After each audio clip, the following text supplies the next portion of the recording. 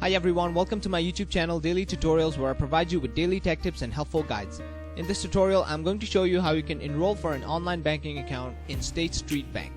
First, make sure you have a good internet connection and it's working properly. Then go ahead and open up a web browser. On the search bar, type in statestreetbank.com.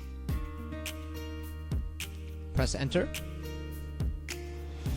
Now you have to click on the option that says login in the top right corner. Click on digital banking login. Now to enroll for an account, you have to click on this link where it says first time user, enroll now.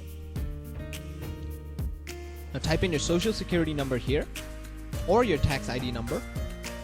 Type in your account number here, your email here, your phone number here, and then click on next.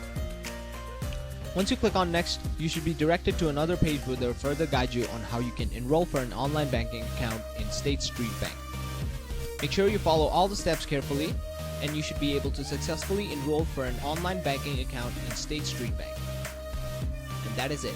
Thank you very much for watching this video. Be sure to leave a like, share this video, and subscribe to our channel for more helpful guides just like this.